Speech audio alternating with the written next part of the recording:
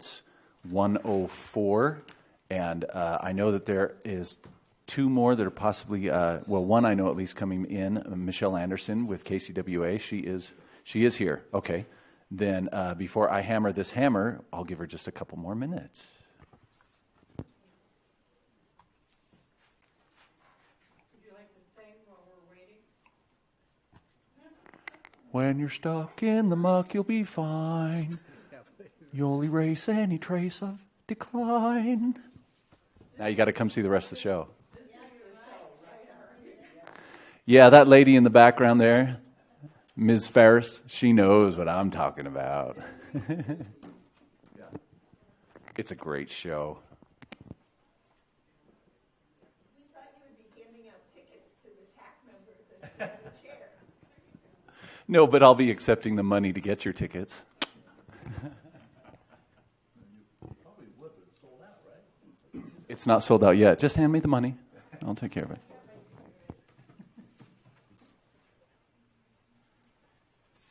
Yeah, I think you can purchase them at Red Rock Library, the bookstore.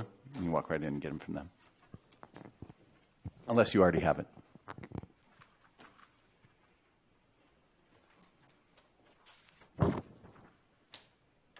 Well, I think we'll go ahead and get started. I know Michelle's here and she's on her way in. And so when she comes on in, I've already mentioned that she's here. So we'll go ahead and get started. I'll hammer this one and do the official call to order. Again, welcome everybody. So first off, we'll go through the list. Please let me know if you are present when I say your name. Eddie Teasdale. He's here. Wade Major. Here. Don Quist. Here. Don Decker. Present. Earl Wilson. Present. Myself, Adam Bingham, I'm here. Tim Parker. Present. Stephen Bork. Here. And Mallory Boyd. Mallory is here. And then Michelle Anderson, who is here. So we have a quorum, and we are ready to go. Item number 2, public comments. This time is reserved for the public to address the committee about matters not on the agenda. No action will be taken on non-agenda items unless authorized by law. Comments are limited to 3 minutes per person. I turn the time over to the public.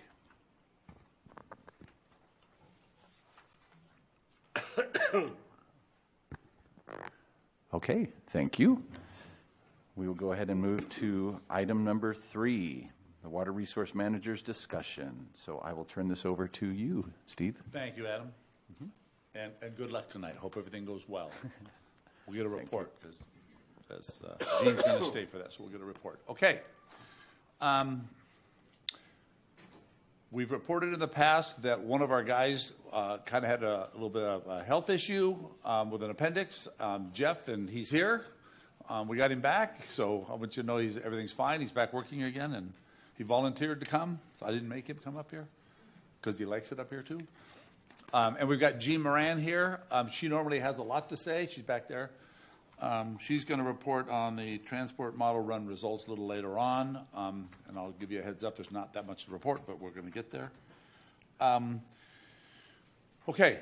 I have to be I'll try to do this. I have to be very I have to be kind of careful because I know we're on TV and with a lot of people are watching. And because what I want to do is, there's been a lot going on. We've seen a lot of things going on in the community, a lot of information out in the community about the authority and transparency and all that. And I know I've sat up here at the board meetings and talked about the huge transparency that we have.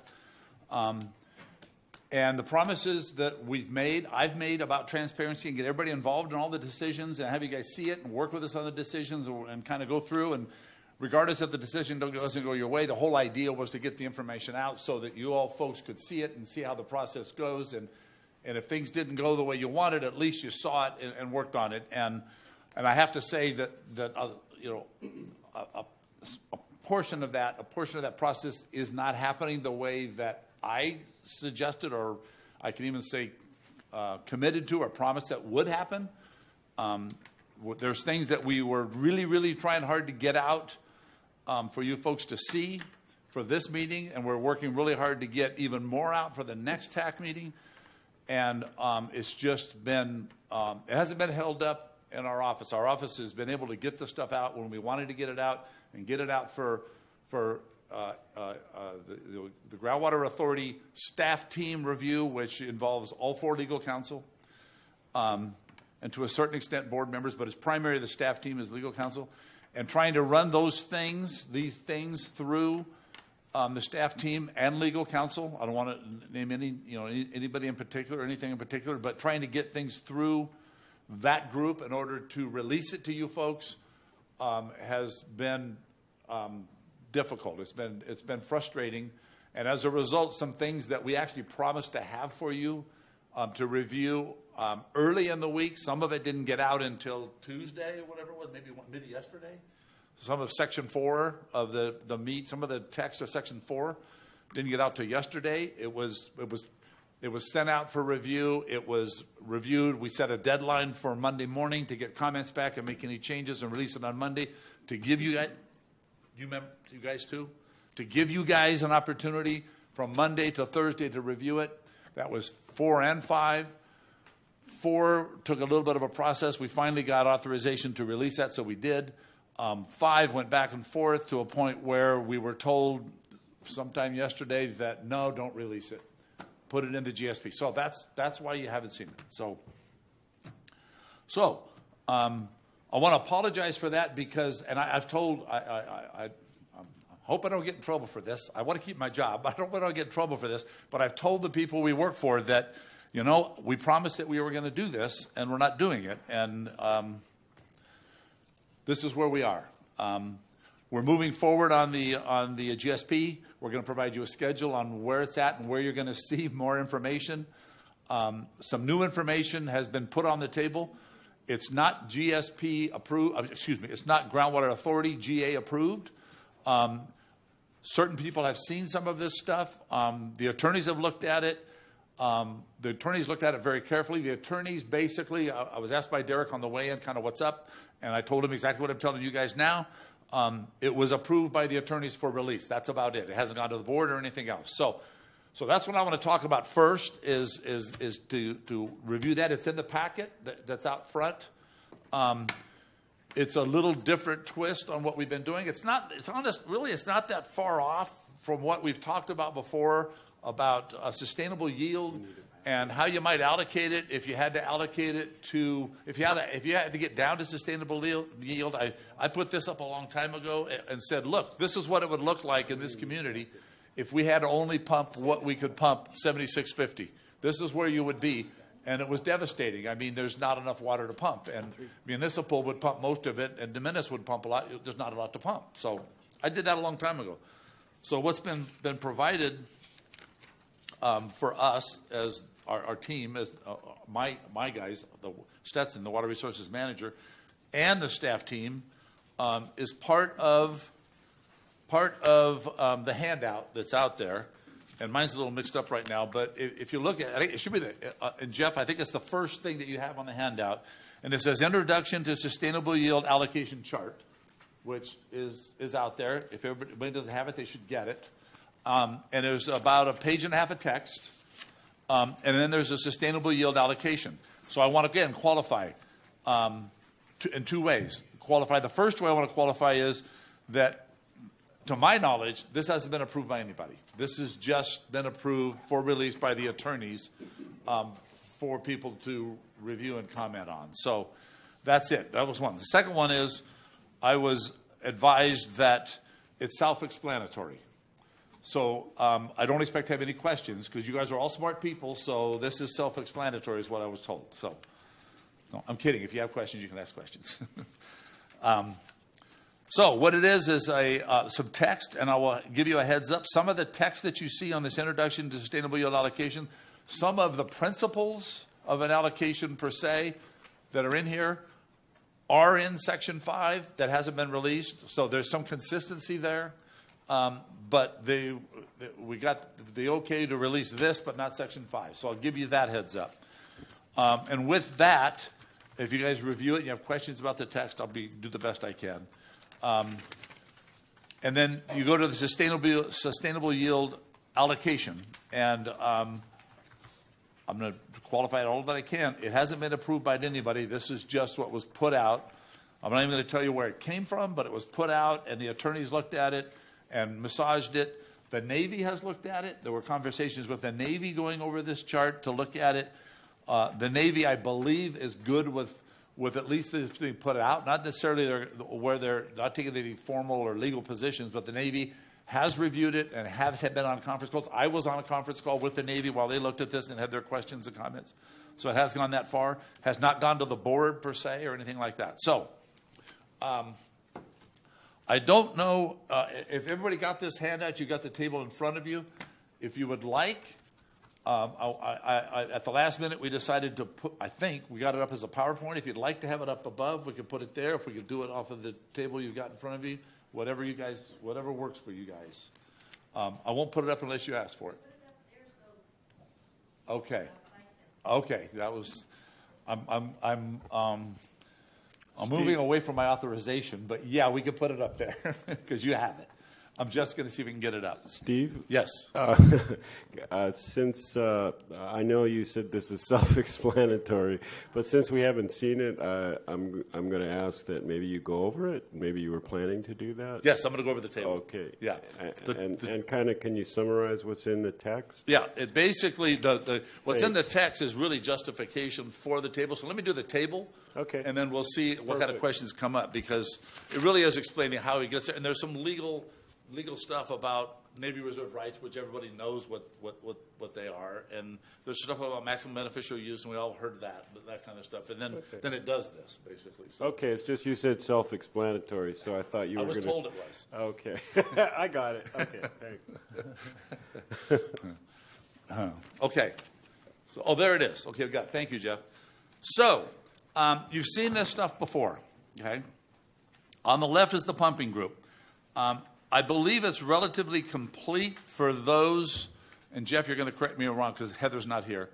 I believe on the left it's complete for those who were pumping during that initial pumping period that legal counsel has determined is like a qualification period, the 2010, 2004 through 2014 period. And I'm not sure, I think Simmons is on there, so I think it may even be those that may not have pumped consistently during that period. Because originally you had to pump all 5 years, and then whatever, if you were working on allocation, it would be an allocation of the least amount you pumped consistently during those 5 years. But I think it's whoever pumped, even if you didn't pump consistently, if you only pumped 3 out of the 5 or 2, I think they're listed. So that's who's on the left. You've seen these tables before. The next one is current estimated pumping. And there's a footnote there. It's on the next page, which you have in the audience, which kind of describes where that came from. This is effectively, we've gotten information from all different sources and all different time frames as to who's been pumping what. The one thing that this is not, except maybe he's changed it, I'm not sure. Okay, he's added this. This has changed since I've seen it. The first column is what we've been reported to us, or information we've gathered prior to initiating the pumping fee. So this is information basically 2016 forward. It's the management group. It's wherever we got information for people that are pumping, or they reported it, or in reports, the Todd reports, all kinds of stuff. That's what you see on the first column. The second column, I think this was added more recently, and this is basically the current pumping as reported and to Don, and Don's done Don Sadiba with the Water District. Don's done sort of a tabulation, because it's not a calendar year, but we've got a full year of reporting. So these numbers you see in the second column is the current pumping that we have based upon a pumping fee. So I'm not telling you that one is more accurate than two based on current pumping, or two is more accurate than one, or either one of them are right. But that's the information that we have. There still needs to be work done on verification of pumping. Not for the GSP, but it does need to be done. The next column is where we start getting into the meat of this thing. Sustainable yield allocation. There is a recent letter that we got from the Navy that reemphasized their 2041 as what they were asking to be allocated for the GSP. And then as a result of requests that were made of the Navy to provide information, not a quantification, but information on what a reserve right might be, based upon the needs of water supply for the mission of the base. This may include, I'm sure it includes, on-base and off-base uses. The Navy provided this number. The Navy has been very hesitant to say what it really means. What they aren't hesitant to say is that this is not their reserve right. It could be more, it may be less, but it certainly could be more. They've pumped more than this in the past, historically. So that's what that number is, but it was in the letter, so the person who put this table together used it. So what they did is they took that number from the Navy, they took the de minimis well owners, the 800 acre feet, which is an estimate, but it's been used over and over again as something we can't necessarily control. It's going to happen.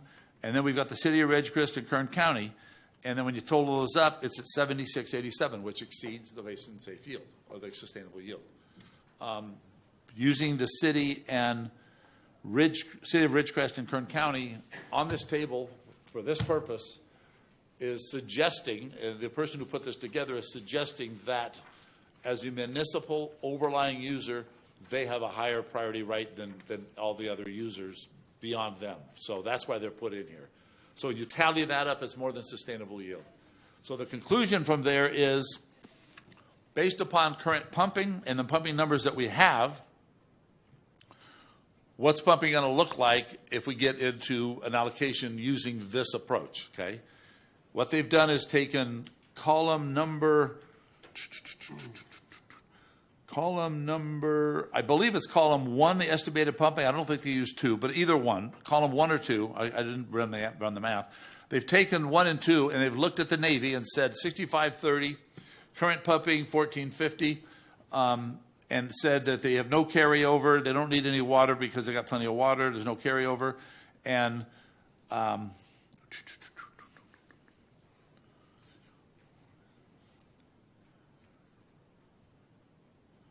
I'm trying to remember how we got to. What they did is they assumed the difference between the 6530 and the 1450, okay, for the Navy, and then reallocated those numbers to municipal uses. And what they've done is allocated it, not percentage-wise, they allocated full amounts to Inyo-Kern, small mutuals, Trona, as their full amounts. So you'll see those numbers match column 1, which is current estimated pumping, and then whatever's left, they gave to the water district. So with a carryover pumping of 50,000 or 5,080, you combine that again with the allocation numbers and the carryover to the next column, which is allocation with carryover. Basically, what it says is if the Navy only pumps the 1450 and you allocate what they don't pump to everyone else, here's where it would go to stay at the 7687, which is still a little above the 7650, but this is where it would go. With that approach, okay, what that results in, with that approach,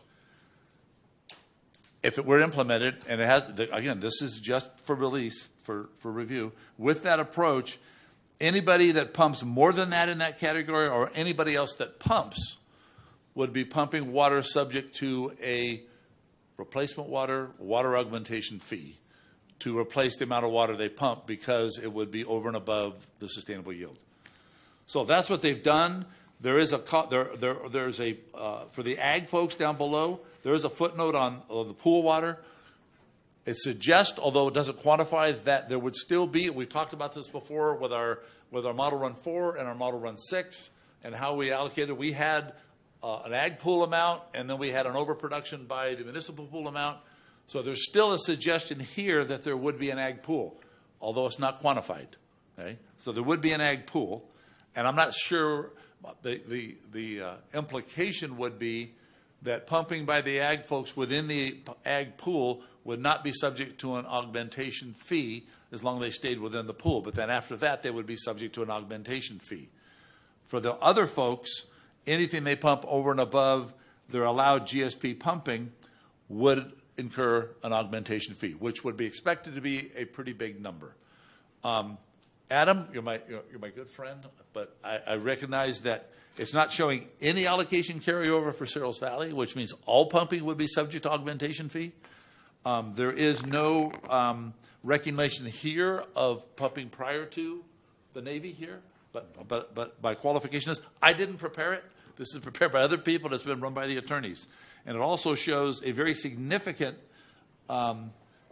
overproduction, production subject to augmentation fee by the water district. So we've got two big overproducers that would be paying a very significant augmentation fee. And that's what this chart says. So item, if I may, item number 7 in the back of this page, GSP allowed pumping because there is a presumption that SVM can afford the augment cost. Yes, Okay. that's right. That's not my assumption. I just want No, to that was qualify. from It's the not legal my side. assumption.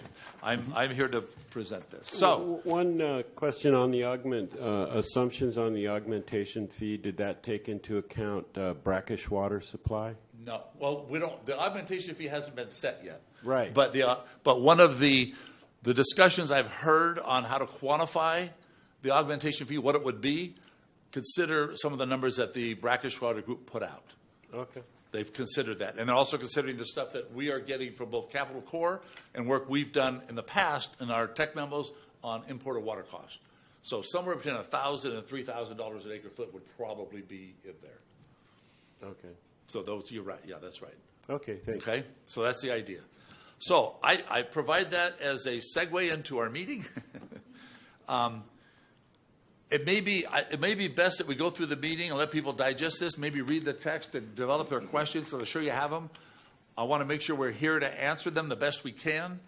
I apologize for two things. One, that there's legal questions I'm sure you guys have. I'm not an attorney, and we don't have legal counsel here. And I apologize for that. And also apologize to David Janet, because he and I worked on this, and it would be nice if somebody would be available to maybe answer questions at the PAC, because this is at the PAC too. But I go back to what I've said twice now, and I'll say it one more time. And Tim asked me one more time. It's self-explanatory, so there shouldn't be any questions. I appreciate exactly what you're saying, Steve. Okay. Thank you very much. Okay. So that's what we've got. So I think we can go, if it's okay with you, this is all part of the first item on the agenda, which is projects and management actions. We'll go right into our PowerPoints. And then maybe at the end of projects and management actions, we can answer questions that you might have both on the PowerPoint and on this. Okay. Before we go to the next one. Okay. Sounds I good. have one. Sure. I wasn't paying attention. Yeah, I know. You mentioned you and David Janis worked on what? On his agenda Oh, okay. and who would be there to support him for his agenda. Sorry, okay, That was great. it, yes. Well, and just a clarifying question on the pool. So I'm having some confusion with this, because I keep hearing, or I've heard a few times, that this isn't necessarily in play, but that this is an idea to move forward. I mean, I'm not sure how this is going to be applied, if it's planned to be applied or not. The pool? Yeah. In the GSP, it is in it. Uh-huh. It is in there. And you've seen before, and you're going to see again today some more information. We are doing sustainability work on the model runs based upon that pool pumping. Okay. It is in it. So it starts in 2020? Well, that's the question. That's the question. Right. I'm What the trying to board decides to do in two places. One, they still need to approve the GSP before it's good, but they know it's in there. This Right. isn't a surprise. Right. And then they still need to decide when it comes down to the section that we're writing in Section 5, which comes down into, and we've called it many different things. Every time we call it something, we try to soften it a little more. We call it pumping limitations. Right. We're calling it pumping limitations. Is it limitations or restrictions? Limitations. Pumping limitations is what it's in Section 5. So the board ultimately, through getting to the GSP and getting this all in, and it's all in written that way with Model Run 6, you guys have seen it. We're doing all of our work around that. This is all coming from a little different place. All our sustainability, everything's being worked on there, and then this is coming from a different place. And the only thing that we have to try and sort of hold things together is that it appears to us, and we don't know this, So I don't want to suggest to anybody that it wouldn't go another way, but it seems to us that if the board does something different than we have in the GSP and the pools and all that, if they do something, and I don't mean this in a bad way, it's just our impression is that they will likely do something more restrictive, not more lenient. Not less. In other words, reduce the pool. I doubt they're going to increase the pool. So if they reduce the pool, then our sustainability criteria is not as accurate as it will be, as it should be, but it still should be okay as far as the limit. We're going to be better off than we would be. So that's the only logic we've come up with because we have had no choice but to keep going with what we've told people we're doing. We can't stop. And yet we've got this other stuff still being bounced around. So it's a little frustrating, but I'm giving you everything I got. Okay? So, Jeff, you can get me off the hot seat and maybe do projects.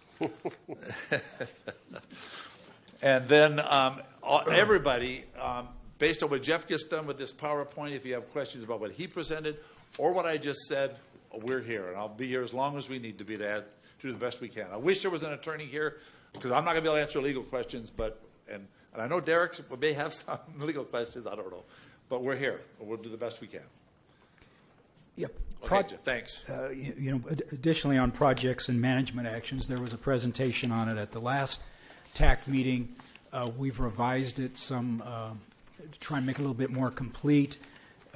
We don't have a whole presentation on it. I'll show you the revised list of projects and management actions when we do the implementation presentation, which is agenda item 3C today. Most of it's just really a reminder of what you've seen already, and we show it at that point to show you how it works into the implementation chapter, which I will talk about a little later.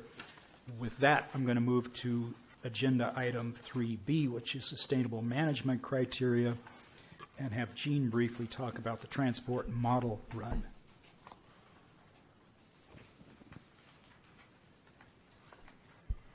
DRI has been working on the TDS transport model run, and they are going back a little bit to the drawing board and reviewing exactly what got set up for the baseline and run 6.2, so it's not ready at this time.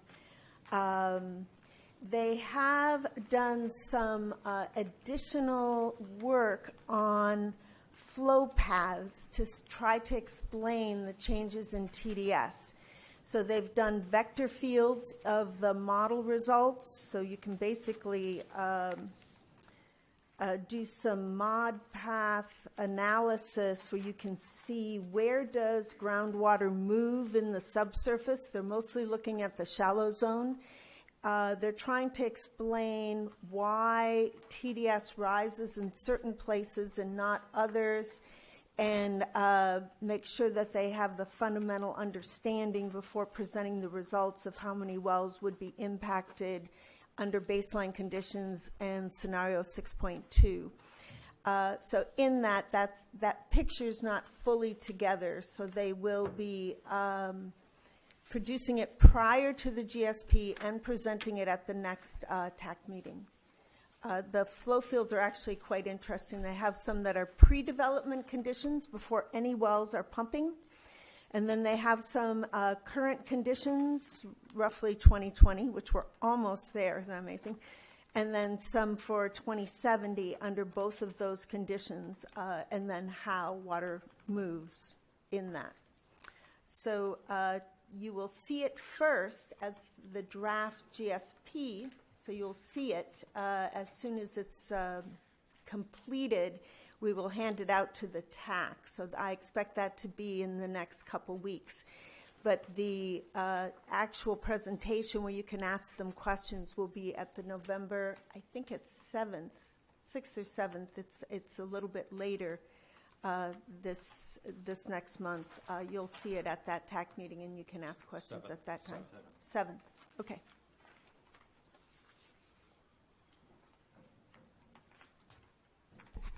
Continuing with sustainability. Sustainability criteria. Oh, not what I was expecting. Okay, I'm going to give an overview today of the sustainability goal, the approach we have for the minimum thresholds, the measurable objectives, the interim milestones, and the approach summary table that we prepared that would go into the GSP. Jeff, you might just mention that we did provide text. I was going to do that right Okay, there. sorry. This is a summary of the main statements in the sustainability goal. Steve had mentioned we had been trying to get out, he kept referring to it as Section 4 and Section 5. It wasn't the whole chapters we were trying to get out. For instance, the sustainability goal is part of Section 4. We talked with the TAC and the PAC about sustainability criteria before, but we've never talked about the sustainability goal itself. So we really wanted to get, we are trying to write chapters right now, and we've got a deadline coming up here in just a few weeks to get those chapters out. But we wanted to get, our shot at the sustainability goal out to people to look at before we got those sections, those chapters completed and out. So they are available. They're in your package. You haven't had any time to look at them. We ask of people, as I say, we've got 2-3 weeks to get chapters written on our part. We'd ask for comments back by the 10th, a week from today, on that.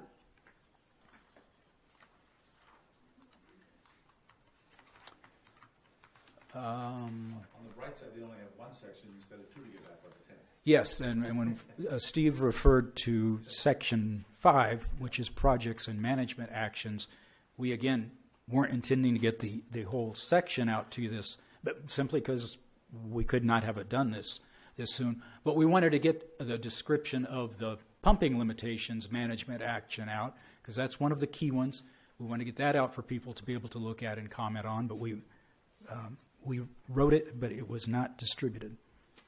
And when we can, we will distribute it. So Jeff, just so I'm clear, you want comments back on this 2-page, or I guess 3-page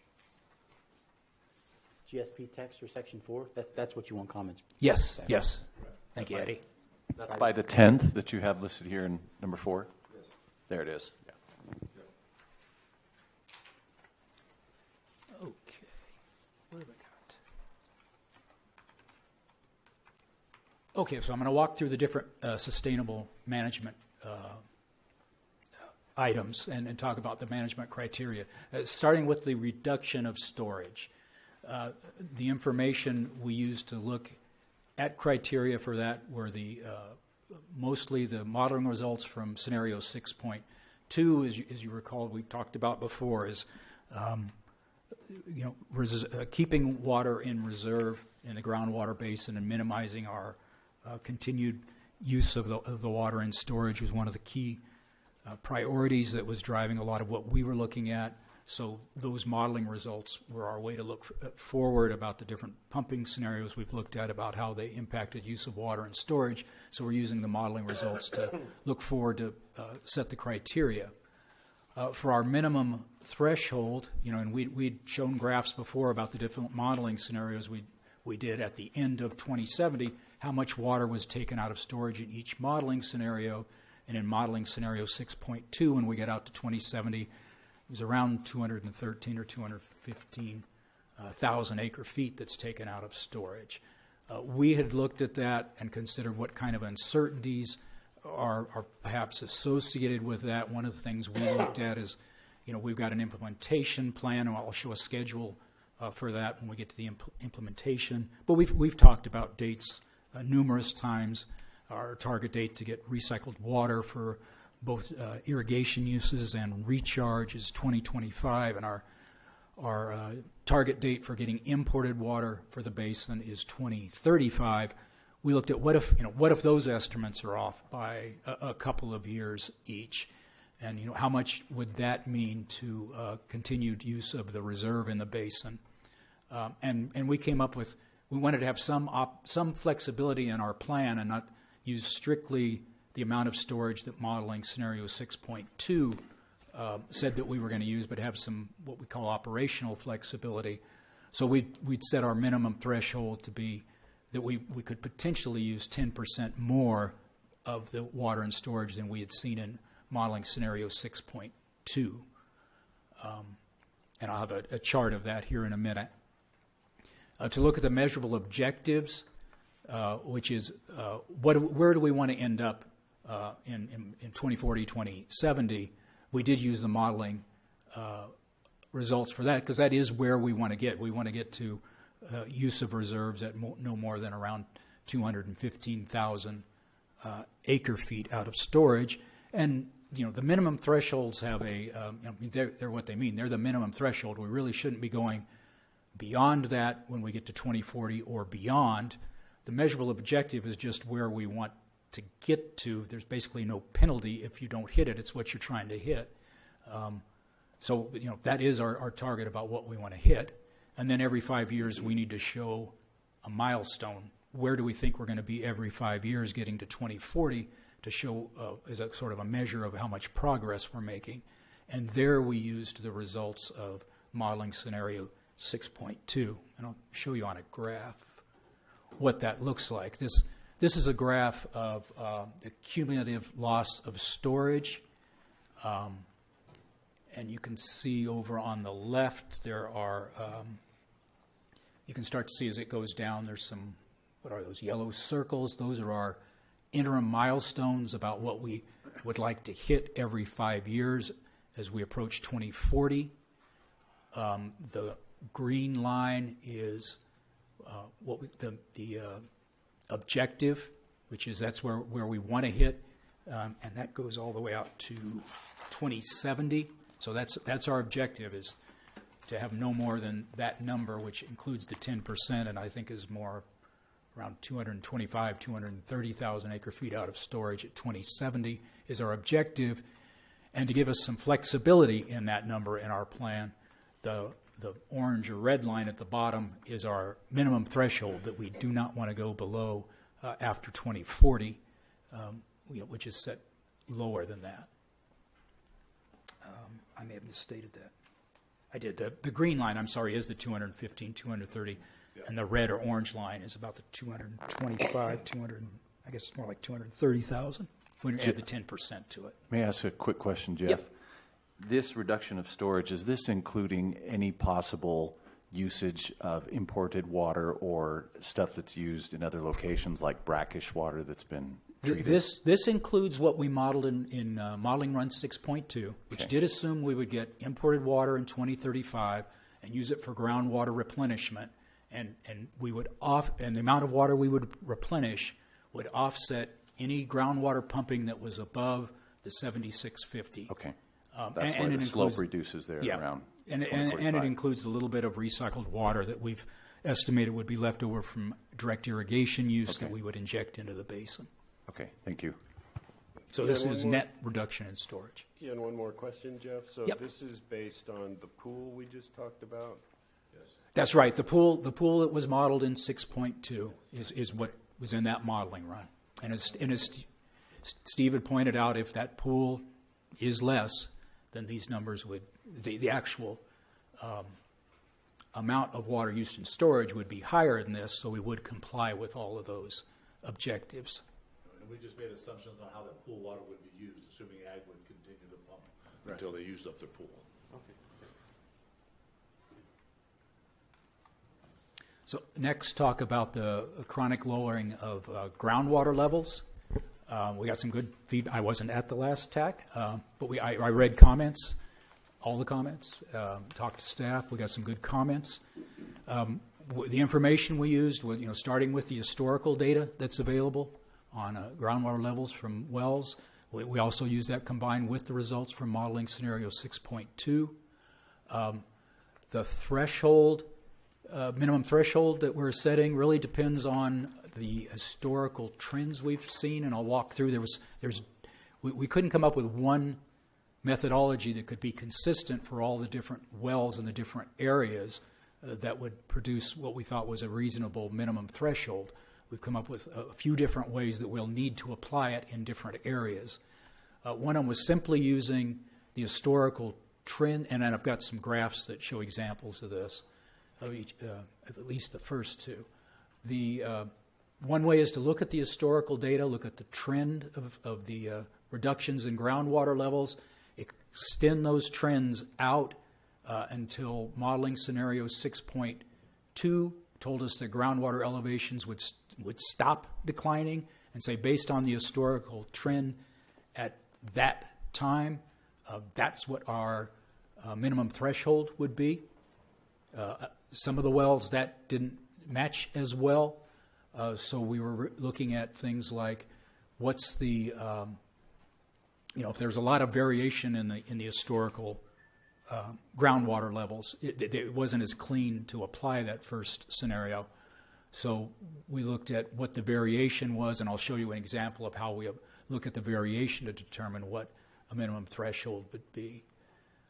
I think it was shown at the last meeting that some of the minimum thresholds and the measurable objectives, when we were applying the method we were trying to use then, ended up being essentially the same number with very little difference between them. And that's operationally not something that we think we'd want to go forward with in the plan. So we looked at those scenarios and looked at the range of variations in there and picked often as the minimum threshold what had the historic low water elevation been that we'd never want to get below what was historically the low water elevation. So we got three different methods we're applying depending on what our representative well history looks like. For the measurable objective, we use the 6.2 modeling results and the result of where we would be with groundwater levels in each of these representative wells in 2040.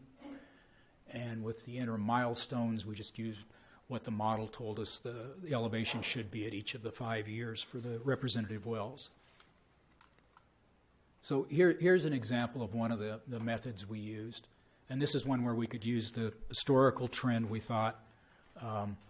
We extended that historical trend down, and then in the year when the modeling results, which are the solid blue line, show us that the water levels stabilize and in fact here start to turn around and go back up, we said, okay, the historical trend would indicate that we'd be in an elevation, much lower than the model is, not much lower, but lower than what the model is saying, and saying, okay, based on historical data rather than modeled data, let's use that number. What the trend says our elevation will be at the point when the model says the elevations, we'll turn around and set that as the minimum threshold.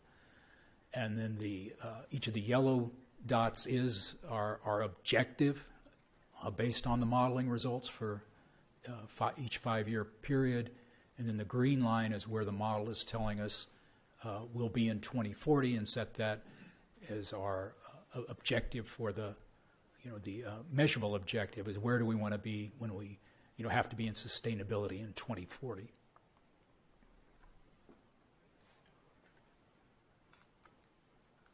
And one of the examples where the data wasn't quite as clean, USBR4, we see a lot of variation in the water levels there. We ran the trend through that data.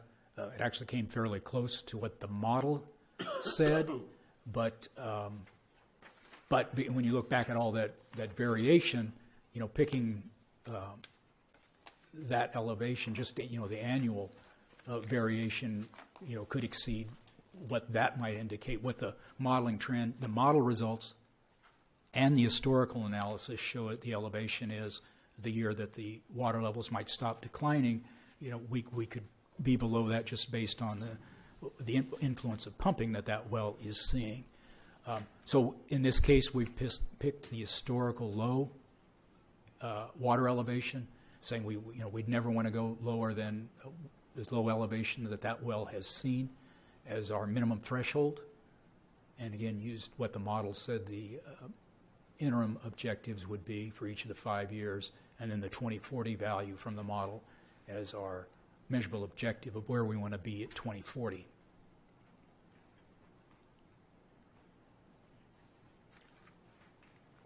Hey, Jeff, I have one quick question. Sure. So do you envision in the final GSP section for SMCs, you can have water levels dip below the threshold but then you just have to have a sort of a plan in place on how you're going to mitigate that. So, I mean, just in case the model's wrong, I mean, we need to have some flexibility, and if we hit that threshold, what could be done to kind of fix it? Or you can have criteria set up so if we have water levels that drop below the threshold over 2 consecutive years, there's a change that has to happen. So, I mean, those are kind of things that you can build into the GSP so it's not so hardwired, building that operational flexibility. Yep. You'll get a comment on that. Yeah, appreciate that. Yeah, there's 2 things we can do. Is one is look at the data itself and try and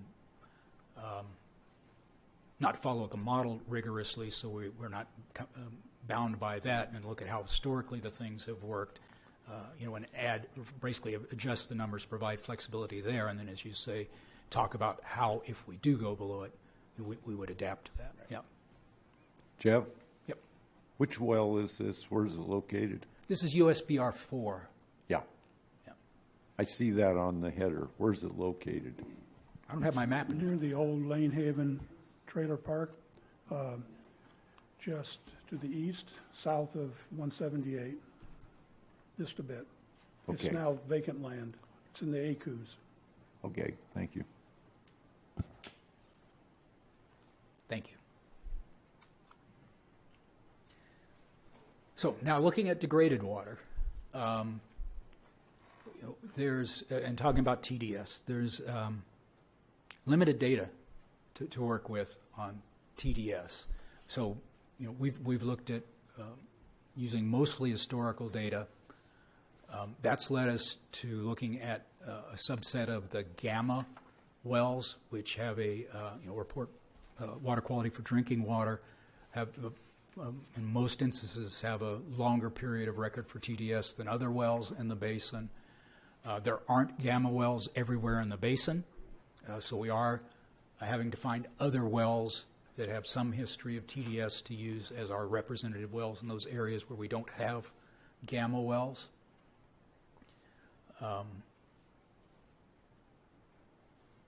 Our minimum threshold approach, we've been looking at the historical data and the trends in the wells. I don't have a map to show you just today, but we're looking at 2 approaches to the minimum thresholds.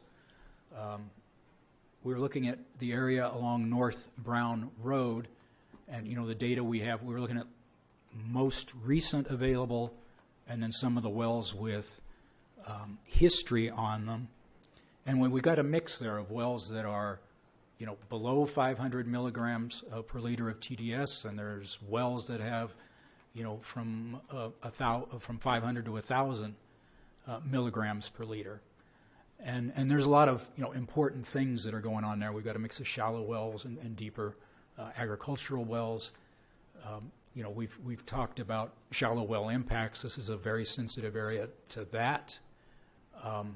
As a general guideline for basin management and measuring overall whether our management actions are performing, we're going to use these representative wells. We're proposing to use criteria such as, looking at the water quality in, say, the North Brown Road area. Our goal would be not to go above 1,000 milligrams per liter in the representative wells that we pick. That doesn't mean that we won't, that some wells that are below 500 would go above 500, and that's not desirable. But we are going to have, if they go higher than that and become unusable, we will have a shallow well mitigation plan that addresses that. But as our overall goal for the sustainability plan, it's to not have wells in that area go above 1,000 milligrams per liter. And then some of the wells that kind of run along east-west from Ridgecrest out towards Inyo Kern, a great many of the wells where we have some TDS history are below 500 milligrams. The representative wells we've been looking at, we're proposing to set a minimum threshold that we not go above 500 milligrams per liter there. And we're still looking at some other areas to see if there's other criteria we need to objectives or thresholds that we need to set to better represent different areas in the basin.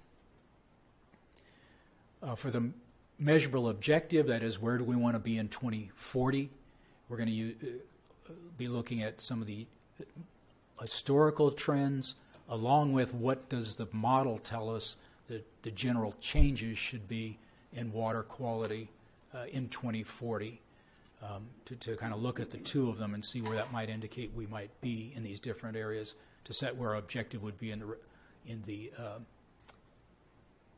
representative wells, and for the milestones, probably using the estimated values from the model for each one of the 5-year interim milestones. Sorry. Can I ask another quick question? Sure. So as an example on the TDS, so let's say we have a domestic well that has TDS values of 1250, let's just say, and we set a threshold of 1,000. To get that 1250 back down to 1,000, you need to put a project in place that's going to improve water quality, right? So we have to be careful when we kind of set those thresholds, and almost like well specific, you know. Well, but what we're talking about is, do the representative wells go above that threshold? Not do any wells in that area, but do the representative wells. So setting the value based on the well, you're right, you have to be careful about that. Yeah, I agree. Okay. Just one other comment, Jeff. There may be nothing you can do about it. I mean, it may be a trend that you can't offset because of geochemical conditions. So that's why I think we have to be really careful about where that minimum threshold is set. I'm just tagging on to your comment. That's an important point, Tim, and we were looking at that too, because when you do look at the transport modeling, there aren't huge wholesale changes very quickly. This stuff happens very slowly, and any of our management actions have small impacts on that, because things are happening rather slowly over time. There's localized, so we agree. I mean, that's, frankly, we thought these looked like fairly, maybe overly generous criteria, because there's wells that could be more impacted with this. But from a management plan perspective on the changes in water quality, there's only so much we can do there. Right.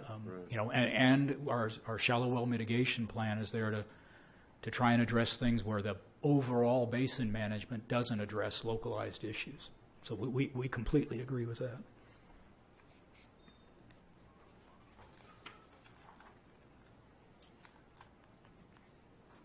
So going to land subsidence. To set the criteria, we've been looking at the historical data and the DRI analysis that was done and shared with the TAC and with everybody. DRI identified 3 areas of most concern: the southern area, in Ridgecrest area, the northern subsidence area in China Lake, and then what they call the COSO area. What we propose as the monitoring methods would be, a combination of the INSAR survey data, using some monuments, using level line surveys to look at changes, such as what was done with the snort, and maybe some extensiometers. And we'd have reference monitoring points that we'd need to select in different parts of the basin to look at this. Looking at a minimum threshold, we basically looked at the historical rates of subsidence that DRI discussed, and gave ourselves or applied some basin management flexibility to that. DRI had looked in a couple of areas and said that the rates over different periods were around 3 millimeters, averaged around 3 millimeters per year. For a minimum threshold, we don't expect that to accelerate, especially hopefully under our management plan, but those things aren't necessarily linear. To give us some flexibility, we've added about 33% to that and are proposing 4 millimeters per liter, which is 0.16 inches per year, and that our measurable objective in subsidence would be that our rate would be what it's been historically. We suspect that once we get the groundwater level stabilized, that would reduce, at least from groundwater pumping. So we were proposing the 3 millimeters per liter, or 0.12 inches per year. Jeff, I had a question. I know we got comments, and I think it was from Don, about information, Caltrans information on subsidence. Do we have a chance to, I should have asked you before, but I just thought of it while going through this. Have we looked at that? Do you know? I did see Don's comment referencing Caltrans. I'm sorry, Don. I'll let you certainly explain again what you were. I thought the reference was to look at monuments that Caltrans has and consider using those as part of our reference network. I didn't pick up that they had also done subsidence studies. I'm not aware that they have done any subsidence studies. But using the existing monuments obviously makes total sense. While I'm at the microphone here, I have a couple of questions. You have COSO geothermal field, which is not in this basin. Is that really a mistake that that's on there? My recollection from DRI is that they had an area that was called COSO, and where they labeled it on their figure was kind of the northern end of the basin and partly into the hills. It wasn't clear exactly what the boundary of what they considered the COSO area, at least in my reading of it. We are not proposing to set a criteria, that far up in the basin. What they called the northern subsidence area seemed to be us, from what we read in DRI's report, to be the most northern area of concern for subsidence in the basin. So, around the snort and areas up in there. I would suggest that the northern subsidence area, a more accurate description is northeastern, and what you're calling COSO geothermal should be northwestern. That geothermal should not be there at all. Yeah. But there really is a distinction geopolitically in what I just suggested. The Navy's northeastern area and the northwestern area, which is what apparently you remember DRI was calling COSO. I think northeastern is a more appropriate, because we want to come down as far south as essentially the Brown Road active pumping area. Yes. Northwestern. It basically coincides a lot with the subbasins that we've talked about and on our maps. That's true. GRI specifically looked at one of the wells on Brown Road there. They called it Well 8. I'm not sure what well that is, to look at subsidence caused specifically by groundwater pumping, to differentiate between the tectonic subsidence and the groundwater side. So they have an analysis in that area that we were going to use as a guideline. Just another comment, Jeff. Just the numbers. Typically, what I've seen is that they're tied to damage, infrastructure damage, or flooding, or is that how these are developed? These are based on. You've raised a good point, Tim. That's generally how they're set. These are really based on historic subsidence we've seen before. That raises a question: is, have we seen damage to structures from these historic rates? You certainly have it at Snort. That's an ongoing realignment project. Yeah, but is that tied to pumping or tectonics, I guess, is part of the question. And it's sure. Certainly, yeah, your point's well taken on infrastructure, but typically, you can have subsidence and it's not going to affect anything, and you can, in terms of infrastructure, but you can also change the surface hydraulics or hydrology and then end up with issues with flooding, but I don't think that's going to be a problem here. We could only hope. But anyway, just raising that as a comment. I'm going to take your. My intent was to let the TAC bring this out, and you've started, so I'm going to take it a little farther. 'Cause Okay. areas where you've seen the kind of, or at least that I'm aware of, where we've seen the kind of impacts that you're talking about, where hydraulic structures, canals are impacted, or pipelines or bridges, where you see impacts from subsidence, are not at rates of 0.12 inches per year. Right. You know, we're talking feet, or you know, half a foot per year, or something over long term. I look at these numbers and wonder, do we need, for the whole basin, do we need minimum threshold? Do we need criteria at those rates? I think the Navy certainly has Yep. some. The Navy does, but I think that's what I'd focus it on the areas that are concerned about it. Yep. Right. And then you're going to have to dig a bit deeper and say, okay, well, if there's a concern, how do we fix that concern? Can we fix that concern with this federal reserve water right? I don't know, but those are things that I think you'd be better off focused in on. So.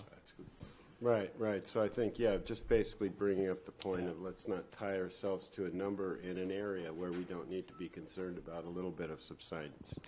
You're using the phrase tectonic/groundwater, which are two separate signals combining to produce cumulative subsidence, but you've got one set of number. And so if you hit your minimum threshold, is that all due to tectonics? Is it all due to groundwater?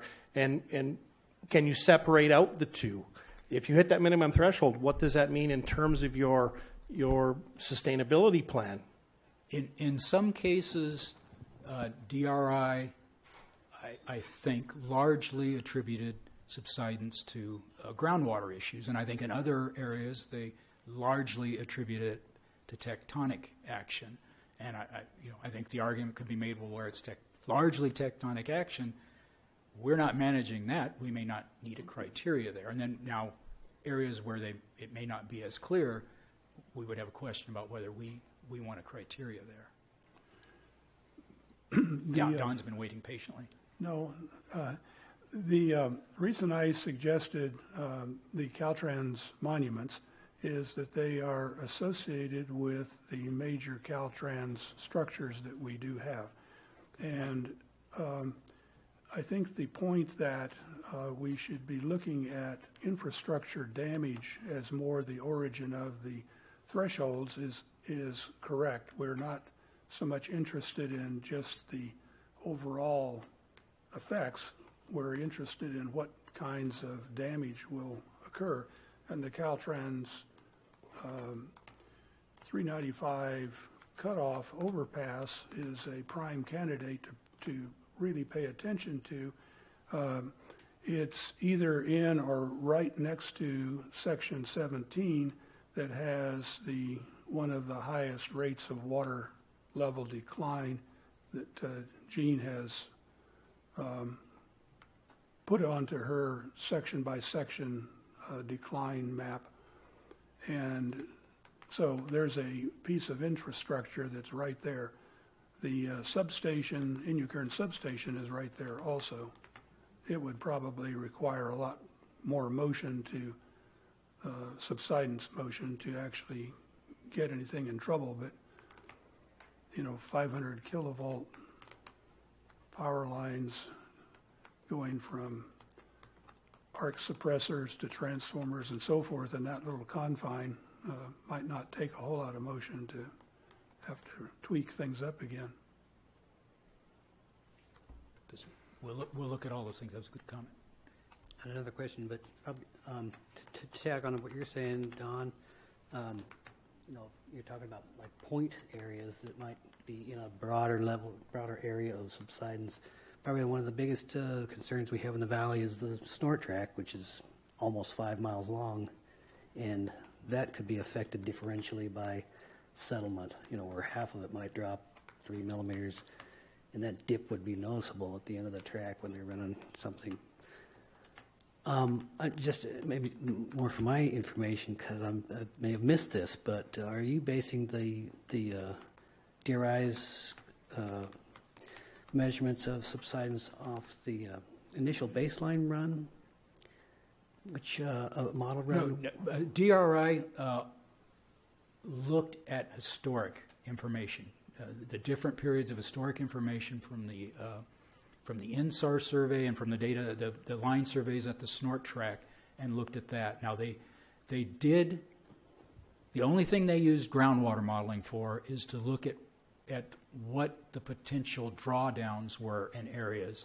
So when they were looking at historic data on subsidence, they wanted to relate it to, is this an area that also has significant drawdown of groundwater? We didn't do any modeling to model subsidence. Okay, so what I'm remembering is that initial baseline run, which had a subsidence component to it, an add-on, which considered INSAR data and some possible measurements. To clarify, that was the 2016 groundwater model for the Navy, but they did not. Let me interrupt real quick. Gene, can you come on up to the podium and state that for us? Gene. Thank you. Thanks. So that subsidence modeling was done for the Navy, and it's documented in their 2016 report.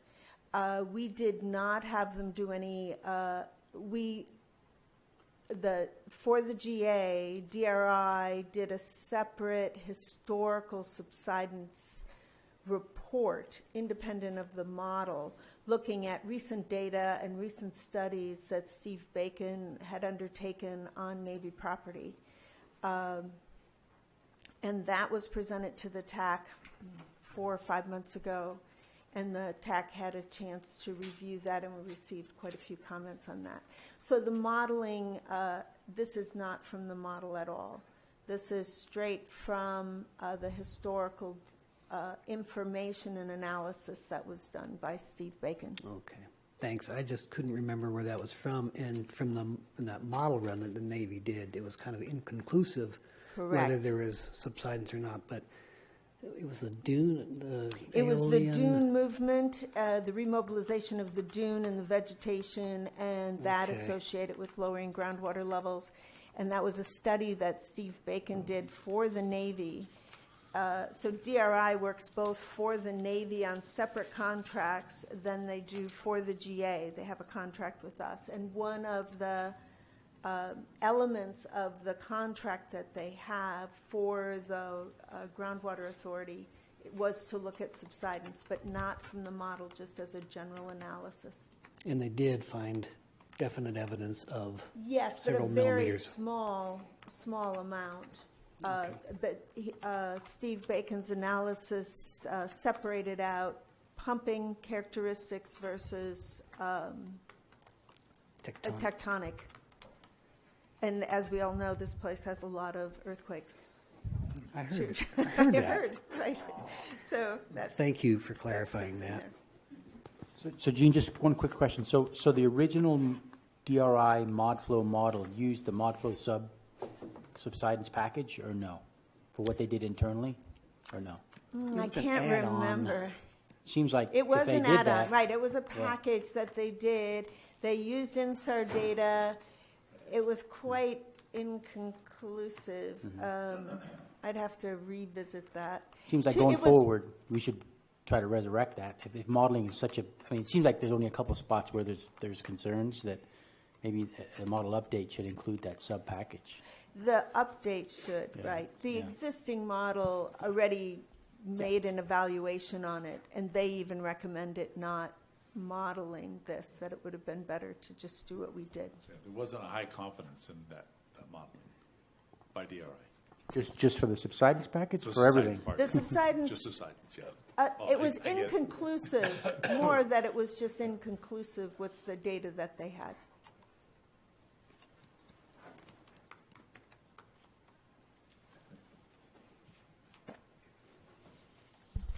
Thank you for all the questions and input.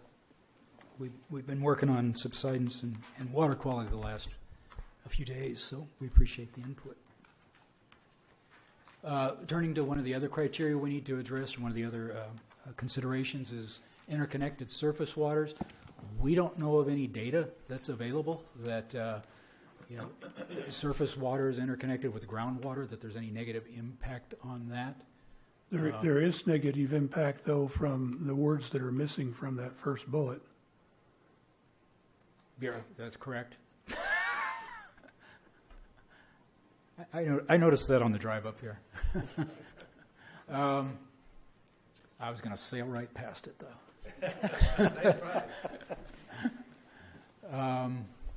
Speed reading will get you every time. The TAC is doing its job. So we don't think we can propose any sustainable management criteria at this point. We're open to input on that. Going to the last bullet, there we believe still a couple of springs up on China Lake that may support groundwater-dependent ecosystems. We're not sure about that. Our intent in the future would be to work with the Navy on, determining whether that's the case, if we're aware of any changes in those springs or in the ecosystems, and see if we need to set up, further investigation or monitoring of that. Hey, Jeff, one question just out of curiosity. If the Navy really doesn't have to abide by SGMA, so to speak, and they have GDEs, what happens with that? They just die? In those two cases, Yeah, I'm just we're curious. saying we would propose to approach the Navy. Yeah. And they could decide what to do. If they say, for whatever reason you can't have access to them, Right. we can't do anything. That's true. Okay.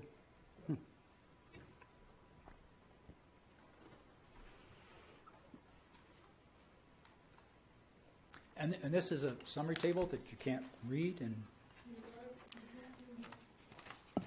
Sorry, so we won't read it. sorry, Jeff. Sorry, But- Jeff. I'm sorry. I was hesitating whether to comment or not. The GDEs, Groundwater dependent ecosystem. you were talking about those being more of an indicator, and I can't speak to future access. As far as anything we've been doing from now, the Navy's made data on the GDEs widely available.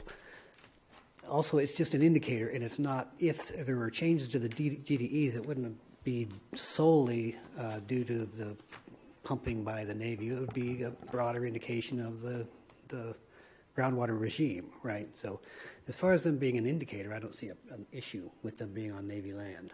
Yeah, I'm not a biologist, but I think some of this might differ. As far as access to them, I just don't see a problem with that. And it's an indicator of the broad hydrologic regime. So if things changed broadly, you guys would be aware of it by monitoring those GDE indicators.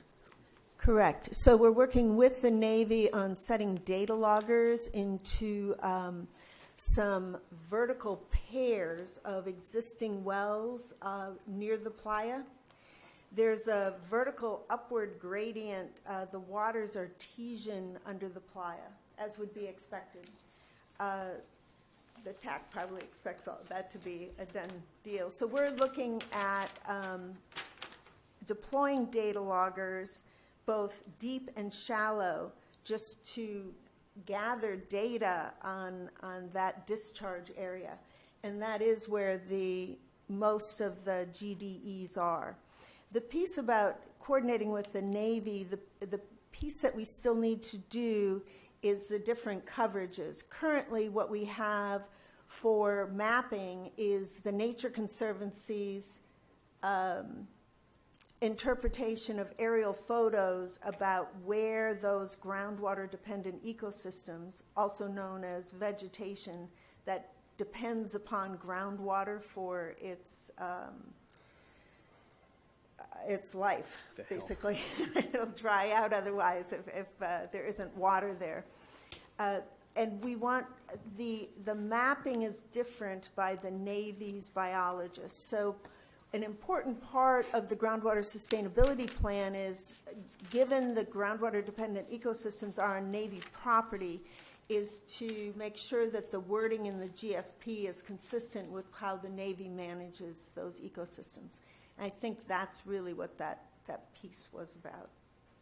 And you mentioned, didn't the Nature Conservancy come out here Yes, at some point? Stefan set up a field trip for them. They're biologists, and we and the Navy's biologists went and looked at different vegetation throughout the China Lake area. Mm-hmm. One thing, though, in working with the Nature Conservancy is I asked them, we thought that it would be good to get extinction depths on the vegetation, but they had no database to associate it with their plants. I have talked to 2 of their biologists, so that has not been determined yet, and I'm not a biologist to get that information from. But we do know the types of vegetation to watch for, and it's sort of a data gap in my mind of just not knowing what their extinction depths are. But the monitoring of groundwater levels is being set up with the Navy. So will it be like some kind of write-up or an appendix? Like I've seen appendices set up to discuss GDEs and other GSPs. Is that kind of what you envision, so others can see what was kind of done out there? Or you think it's just It would probably be in the text itself. It's a map of the vegetation that we have already a map with the Nature Conservancy's vegetation types on it, but we haven't gotten that completely cross-checked with the Navy. And then showing where the wells are that we're going to be monitoring, and a discussion. It's just a discussion of what GDEs are, what kind of vegetation there is, and what they're known, what kind of water source they need. Great. Good. Thanks. Gene? Yes. The general term for that type of vegetation is phreatophytes? Phreatophytes, correct. Right. Wet feet. They like their feet wet. Except many of those plants are actually in the vadose zone and are cyclic and seasonal, and they're doing quite fine. They're not necessarily actually in liquid water. Thanks. So they're not wetland vegetation types as much as in the desert they're pulling the water from the vadose zone. That's exactly why I brought it up. Great. Thanks. This is a desert. I'm not right. I'm not the biologist. That's why I keep asking for these things. But we have almost all of that lined up for the GDE discussion for the GSP.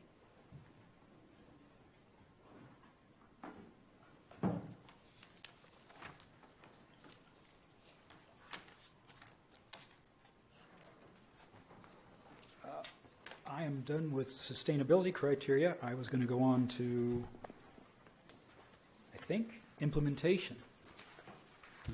Adam, do you want to take questions from the audience? Or we've gotten pretty well taken questions from the committee, but maybe from the audience on A and B, because implementation is kind of going a different direction. Sure, we can do that. I have no problem with that. So we'll turn it over to the public. Actually, first, I'll go to committee members. Do you have any comments or questions beyond what we've already asked No, not from me. Jeff? Okay, we'll go ahead and turn it over to the public.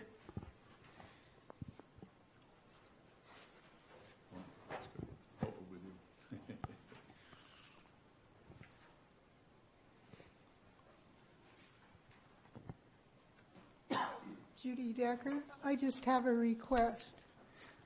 Your presentations you do on the screen all have a date, but like your allocation paper you gave us has no date on it, and some of the others have no date either.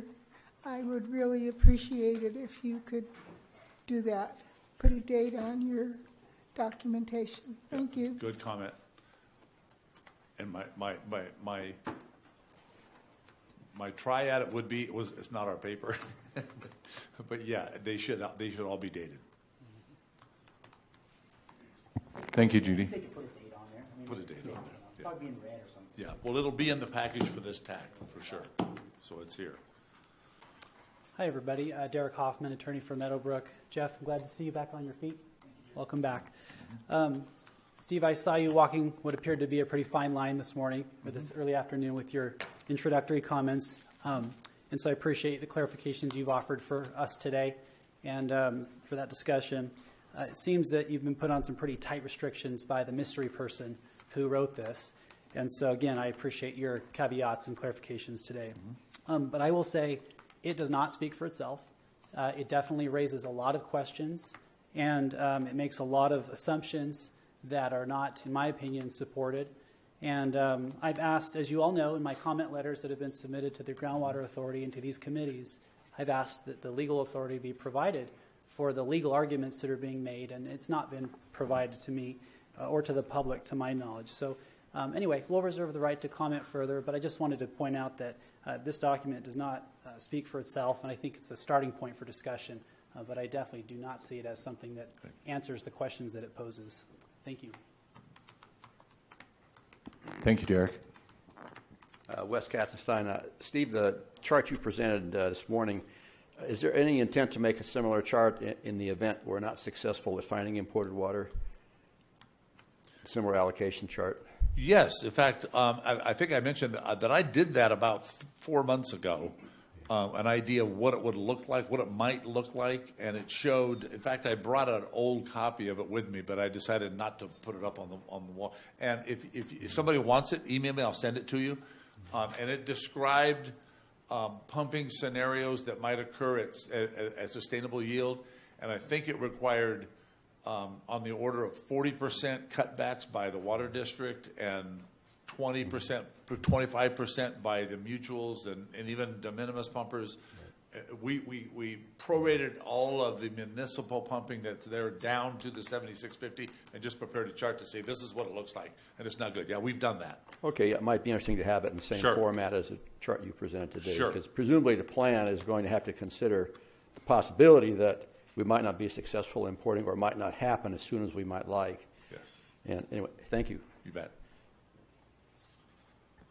Thank you.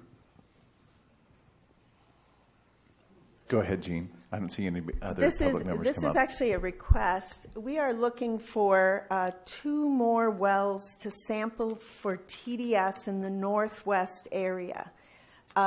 We do not have wells that are up there that are easily accessible for us to sample. And we are doing 30 wells. It was presented by Nicole last month. 30 wells throughout the basin. There's really a nice coverage other than right up in the northwest area. So if anyone knows of wells or someone who is on a domestic well that we could collect a water quality sample from, that would be appreciated. Otherwise, it just becomes a data gap.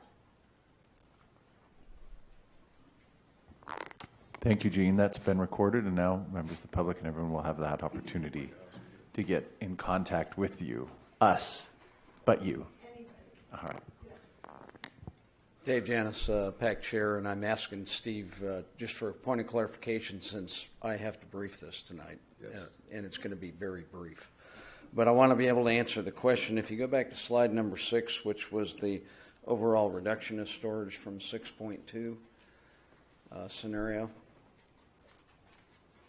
and I recall this was asked when the results were first presented, but I have forgotten the answer.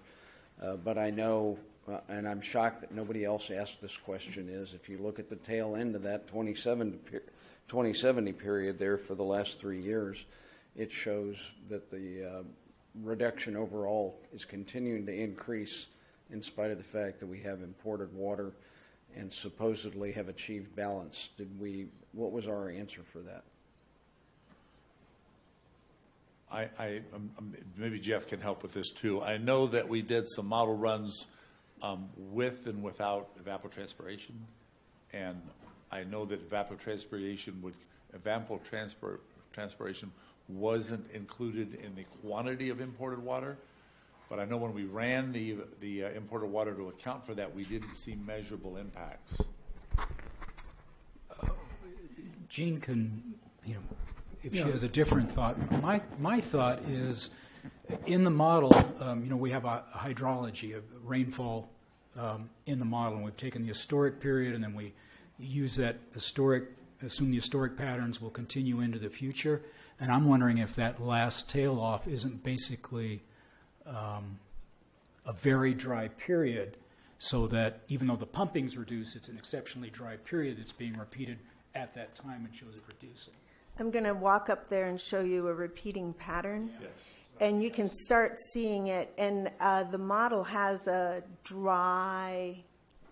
series of dry years in that repeated hydrology, and it's 2 25-year periods. So there are very wets, and then there were very dries. There was 0 rainfall in certain years. And we keep hitting this in our modeling talks with DRI, that the variable hydrology, they want to have it all be just even, but it will not be even. That isn't the hydrology around here. The monsoons come at different times of the year. But you can see it occurring about 2035 and then again at 2070, that downward dip. But you would expect it to even out again. You'd expect it to even out. It should probably go out longer period of record. In order to change that, you would have to extend the model set that it goes to, say, 2100. Correct. It is a balanced hydrologic period, meaning it takes if you averaged all the rainfall, that long-term period is the average precip that the basin sees, according to the mountain ranges. So the main recharge is coming off the Sierras, which is why there's all those springs that show up there along with the fault at the base of the mountains.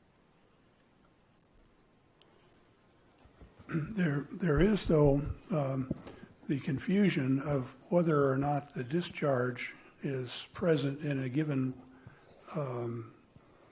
accounting of, for example, the basin storage.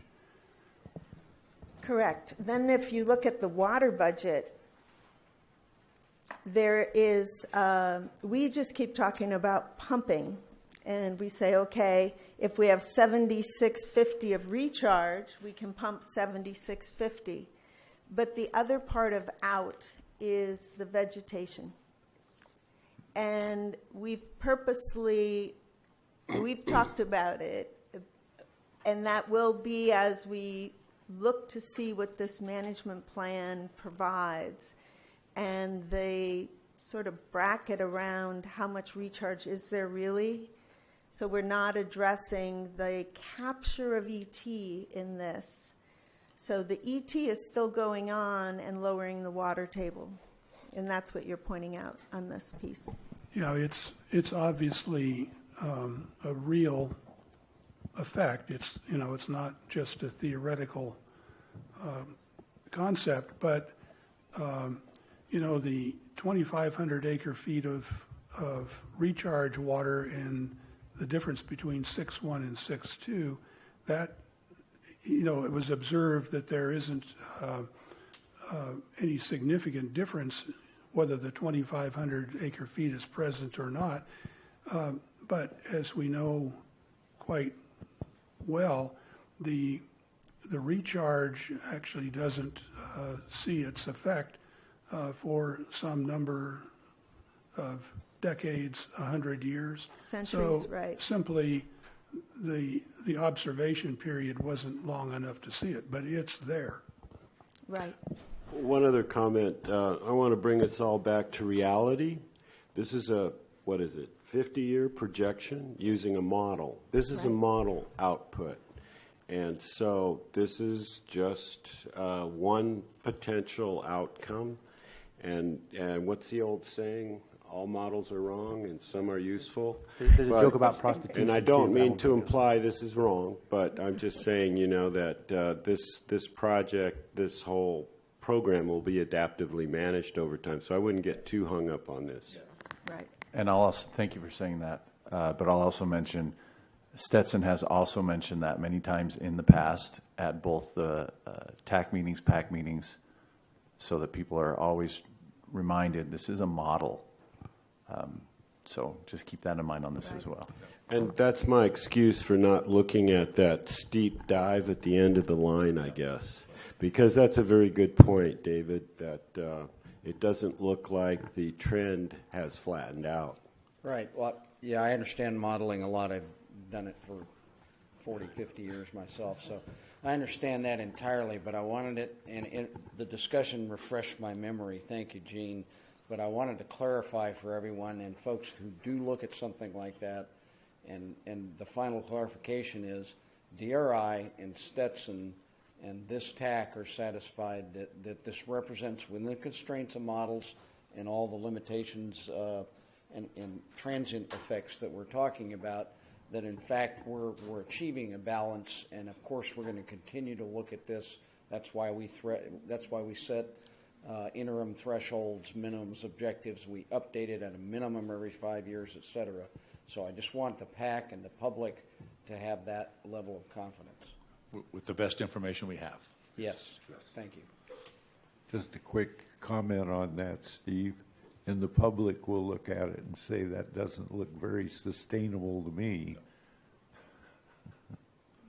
We're all going to be here and to see if that happens. Yeah, Right here. Yeah, I plan to be here in a wheelchair. Yeah, Wes Katzenstein, another question on chart number 8. I want to be sure I understand. Let's see, who has the... That's the one that it shows a minimum threshold. It's not based on historical. The one before the historical chart.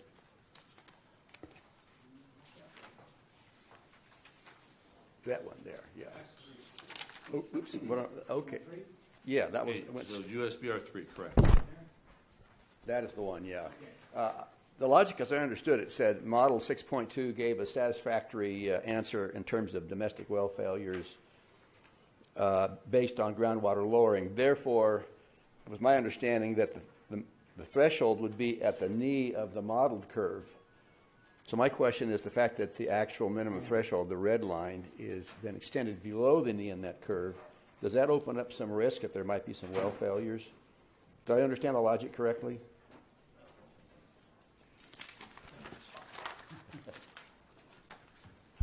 I believe what was presented at the last TAC was largely, if not solely, relying on modeling results in trying to set these levels. And some of the feedback we got was, one, the hydrographs from the model don't always match the hydrographs from historical results, and we got good input, I think, from the TAC to look at the historical trend. So we looked at that along with the modeling results.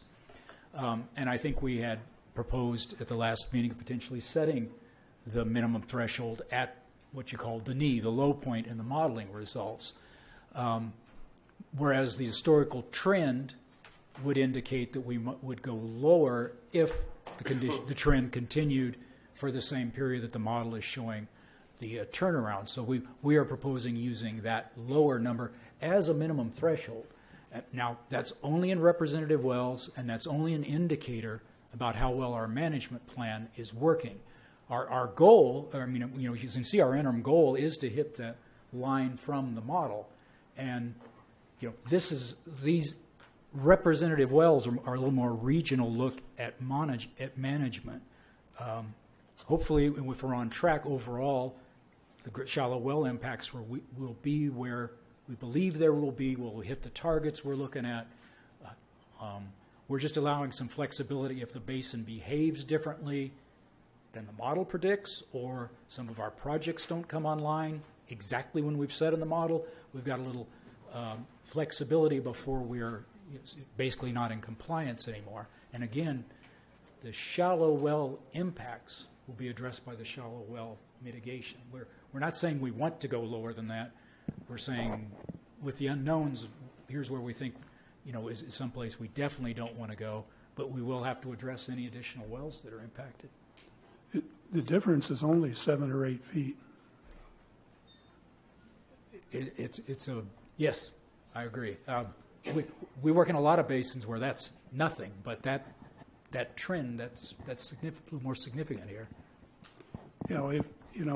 For a given well, shallow well, the 7 or 8 feet might well be the end of the line, but in an overall sense, that's a pretty small uncertainty, if you will. That's right. And when we're looking at representative wells to look at a region to reflect overall management, then the 7 feet's not really that, in a management scenario, sense, not that big.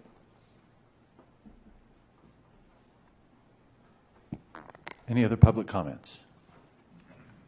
Okay, thank you. Back up to us here. Committee members, other comments or questions? Okay, now we're going to 3C, yes? Yes, implementation. This is an abbreviated overview of what's in the GSP implementation chapter. We need to have a summary of our sustainability goal, which is the text we've distributed.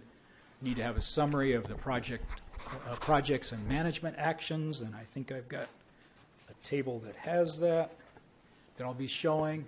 We need to talk about GSP implementation costs, cost of the projects and management actions and potential funding sources, and an implementation schedule. That's most of what's in the implementation chapter. Today, we've already talked about the sustainability goal, or are presented and asked for comments. I'll show just a summary of the projects and management actions. I don't have a summary of the projects and management action costs.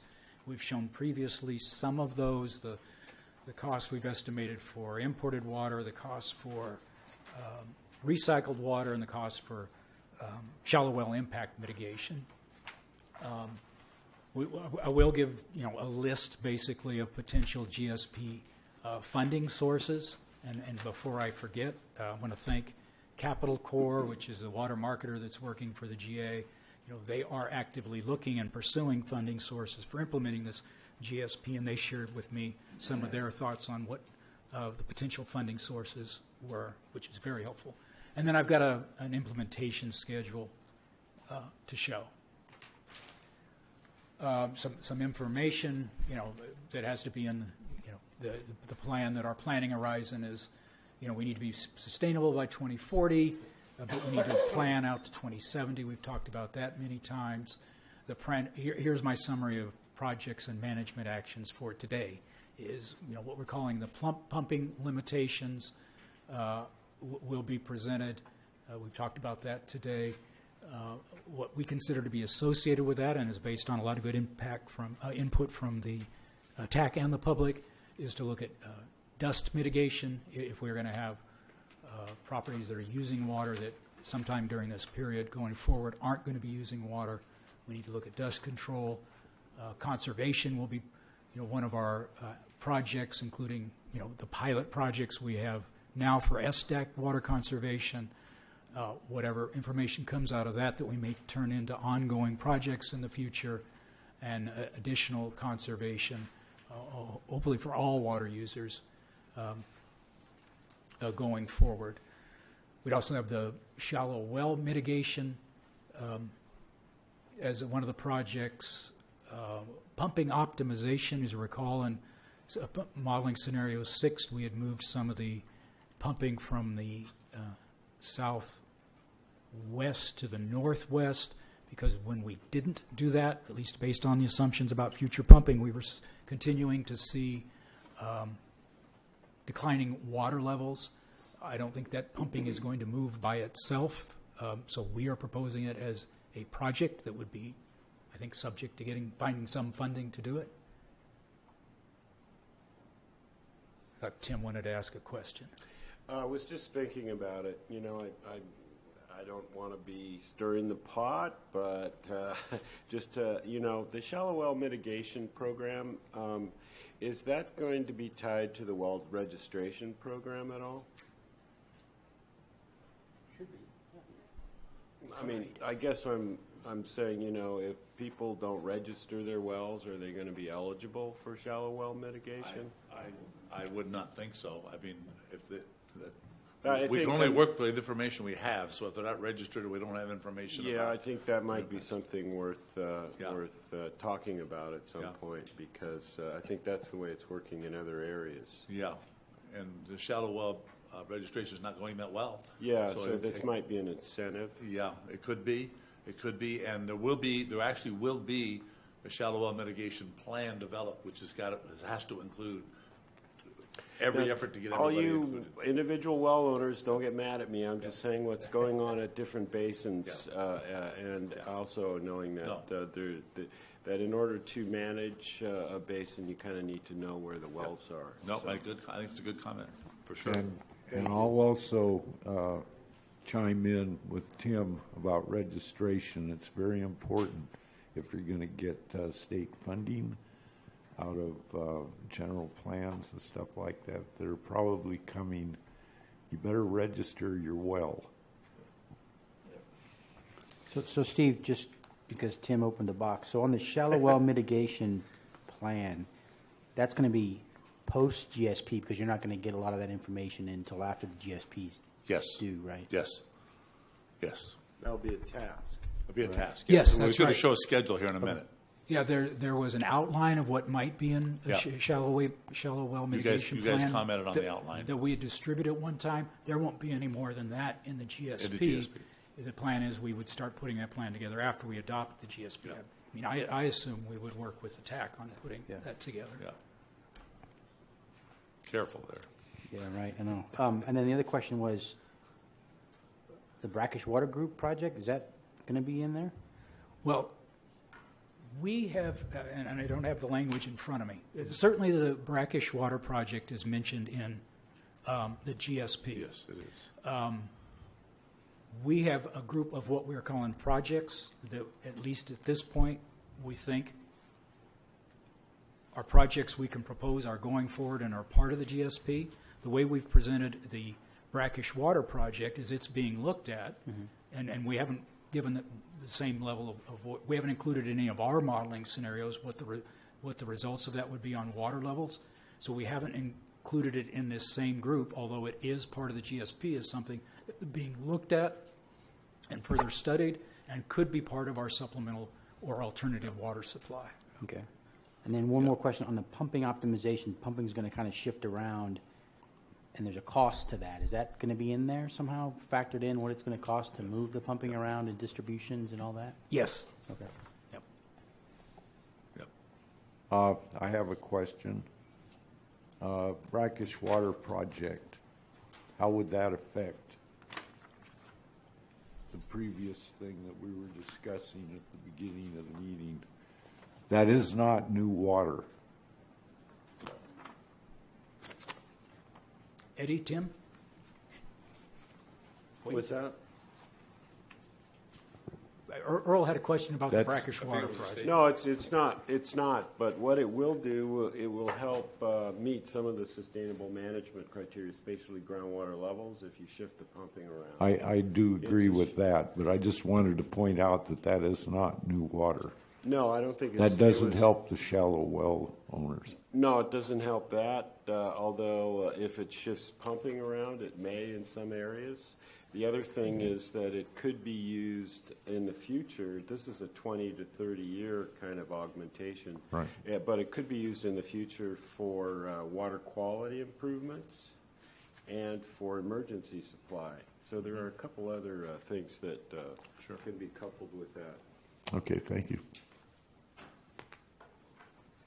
I'm sorry to back up, but on the first slide, I meant to mention GSP implementation costs.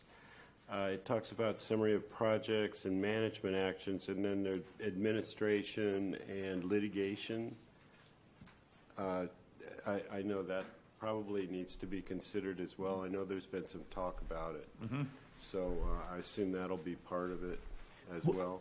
We aren't proposing litigation as part of our GSP. Well, I know, but some of the things... If that's your recommendation, we'll... Yeah, no, I'm not recommending litigation. I recommend against litigation, but the sense I have with some of the things in the plan is it may result in litigation. So we don't want to put it as a TAC recommendation. No. And I think he was saying it's not Tim's recommendation. No, it's think not we've my got that. recommendation, but it is my recommendation. You consider the funding of that as part of a cost. You're Hey, right. Jeff, one more question on the, we talked about the Brackish Water Group being incorporated, but, there's a couple of us have been kicking around other ideas about maybe shifting pumping and maybe to the El Paso subbasin in certain areas. I mean, if we wanted to kind of get that concept in there, are you kind of open to maybe trying to incorporate that? It's just, it's more of sort of investigation, looking around, but we see water levels increasing in certain areas. It's like, well, something's going on. Would we not want to, before you start, throwing entities out of the subbasin, you want to make sure that you've kind of capitalized on other potential sources? Maybe another way of putting that is maybe that's a comment that could be added and incorporated and to help address data gaps and potential future supply. You know, I mean, I know Gene's been working on, Gene and a bunch of us have looked at further investigation in the El Paso area. So, but there does seem to be some potential out there based on what we've seen in water levels. What we put as projects in this part of the plan, I don't think precludes the GA from looking at anything in the future. My only, I'm not opposed to it. Reluctance is we haven't really talked about it as a group. There's not a proposal. Sure. We submit some comments and we can consider how to get those things in there. Yeah, we're not trying to burden you with an additional work. Right. Right. And LADWP has looked in that area too for their banking program. That's an area they're looking. So there's some work done there. Good. And I think you're right, Tim. It is in the data gap section to explore that area, not specifically for water source, but I could add that in. Okay.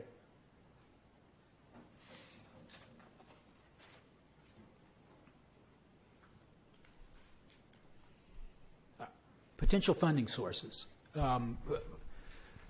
There are potential federal sources of funding. Different acts that provide water for projects. There's the Bureau of Reclamation's Water Smart program. There are potentially certain funds available through the Department of Defense, the Army Corps Bill, the Water Resources Development Act, and then some U.S. Department of Agriculture programs that could offer money.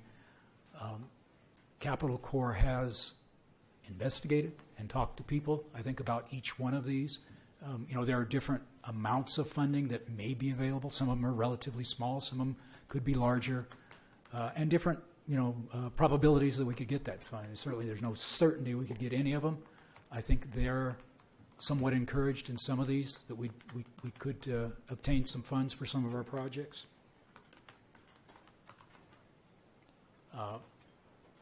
There are a number of different state loan and grant programs that potentially could help fund what we're doing. The state revolving fund loan program has funded an awful lot of water infrastructure, water projects that have been done.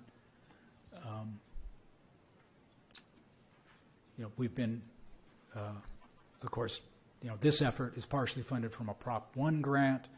There will be additional Prop 1 opportunities. There's a Prop 68 opportunity out that we just started looking at and talking to with the GA staff that looks like it might be able to fund some of the initial activities for implementing the GSP maybe next year and the year after. There might be some funds available. And you might see that at the board meeting. That may come up at the board meeting. Yeah. So 2 weeks. So speaking of, because there's an active Prop 68 grant out now, came out I think mid-September. It's due November 1st. Yep, that's the one. That's the one. And I don't, I did reach out to DWR just because we're working on other sub-basins to try to figure out how much Indian Wells Valley could potentially get. I haven't heard back, and so I think Tim and I were chatting a little bit. It's either could be a 200,000 or it could be an 850. We're trying to figure it out. That's about where we are. So we heard the same thing. But it's due November 1st. Yes. Yep. That's why it's going to be in front of the board in 2 weeks. So you're working on it. We're trying to get direction from the board right now. So the board in 2 weeks is going to either give you permission or not permission to go after it? I'll have a resolution to apply, but we're talking to a board to maybe get some direction to start on the application ahead of that because it's a pretty good application too. Yeah. Faster is better. Yeah. So yeah. So unfortunately, you have to wait 2 weeks to get permission from them. We're you're watching it. That's great. Yeah. Is there any assistance that any of the TAC members could provide? Possibly, yeah. Yeah, possibly. so We're working with Don right now. Yeah, keep that in mind. I know there are some resources here, and I think there are there's some motivation, especially after hearing the budget summary from the board meeting. Absolutely, yeah. So I think the board will be getting that one done, and then you turn around in the beginning of 2020, then there's $88 million in grant opportunities for implementation, and that's another chunk to get done. So I heard it's extremely competitive, this next 68. Next round. Well, the next round, yeah. yeah, it will be. So I think what are their? It's probably $1 million each, something like that. You can use it. Yeah. And there may also be some opportunities for legislative appropriations of funds. That's outside of my area of expertise. And then, we will have to use some local money, the pump fee and the Navy COSO money, if projects are eligible, under the guidelines about what that money's due for. There are things that benefit the basin, potentially benefit the basin there.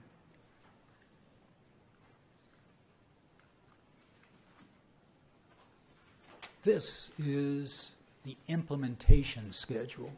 And there's a lot of long lines that go out to 2040, which are basically just the implementation. Most of the action takes place in the first. This is a very, very draft, just got done yesterday. Only a few people have seen it, but it's trying to look forward as to what we're going to try and do and when.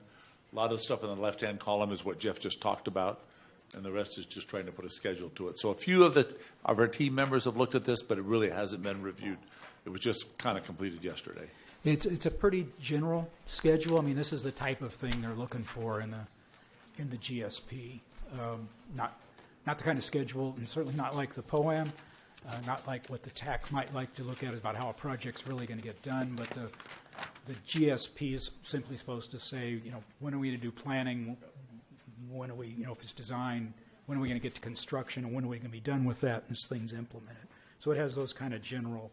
This is actually probably even more detailed than they care to have. But at least gives you an idea what we're looking forward to. I can comment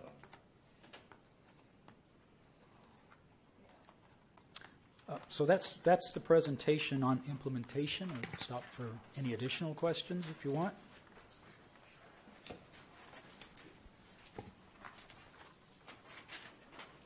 Actually, the next item that he has is how we're going to complete the GSP, which is probably a higher interest right now. What we got? Well, I guess we'll open this one to the public as well. I appreciate Dave Janis again, just in case I have to address this tonight, where Steve decides he wants to stay over on his own nickel. No? I'd love to, I said. One question is, somewhere in the GSP and the schedule for it, where would be the place we put actions that we took if, in fact, we hit a minimum threshold before or at a milestone, interim milestone period? Would that be, for example, under item number 30 on that last chart, GSP monitoring program? Yeah. Is that where you would put, when we hit a minimum threshold, it's going to kick us in to take some action? Right. And to give the public confidence and us confidence, the consideration of that happening must be included, right? Yep. A subheading under that would be appropriate, yes. Okay. And also some backup plans. Yes, certainly in the GSP, yes. Gotcha. Thank you. Yep.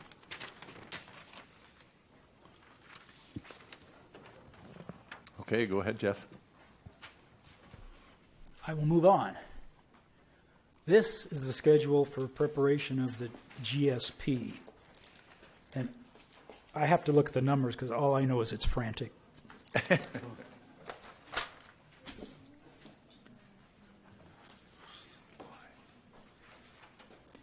Line 14 is an important one for you guys. Yeah, line 14 is when does it get to you? When does the, and at this point, it's a complete draft of the GSP. It gets to the TAC and the PAC on Monday, November the 4th. We've got some review by GSP staff and attorneys before that, so we've got to have it done in advance of that. But that's the key date for this group.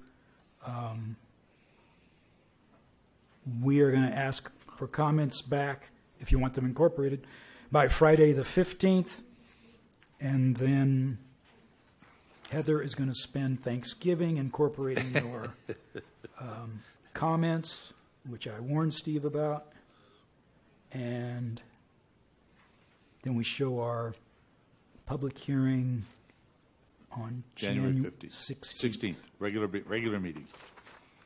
Did you warn her if you warned Steve? I warned them both, because she prepared the schedule, and I gave comments to both of them. I told him no vacations, but I lied before because I took one. I had to fake going to the hospital to get some.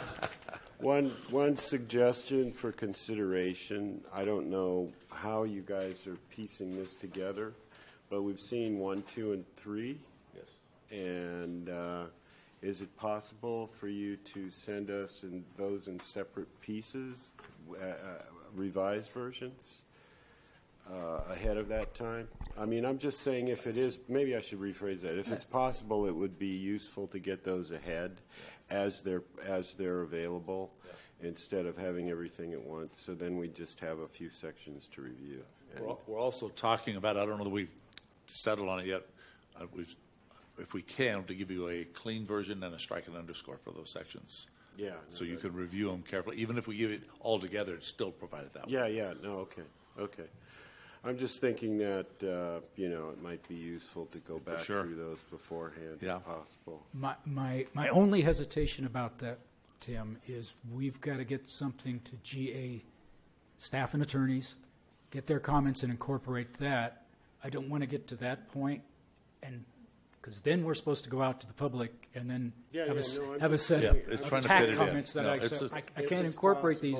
If it works in the schedule, we would be glad to do that. I'm going to sit down with a staff member here in a couple of days and say, when do you think you can have all the revisions to this chapter? And if that works out, that it fits in with the schedule, we'd be glad to do that. We struggled to find the time in the schedule to get drafts of the whole plan out to you and the PAC because we wanted your comments on it before we made a final public draft period. We thought that was very important, and that is squeeze the schedule some. Yeah, and just my last comment on this. For me, and this for the audience too, but for certainly the TAC, because we think you're important. Line 14 and line 17 are kind of key, and because as I sort of started this meeting about a frustration of not getting you guys stuff that I told you we would get you, one of the responses we've got back about that is, if you look at the 14th to the 17th, one of the comments we've gotten back is there's 2 months there. There's 2 months, even though your comments are due at a certain point, the board is not going to adopt it for 2 months after the time you get it. So, I mean, clearly, we want the comments so we can incorporate those into the draft that the board is going to see. That's important. But the board is going to have a public review period, a review hearing on the 16th also, and we're going to be taking those comments at that hearing and revising it potentially again based upon board comments and anything in the public hearing before it's finalized. So I don't mean this to pacify, but there is going to be time to review, to look at this stuff and get your comments in, and more than once. We hope, we plan.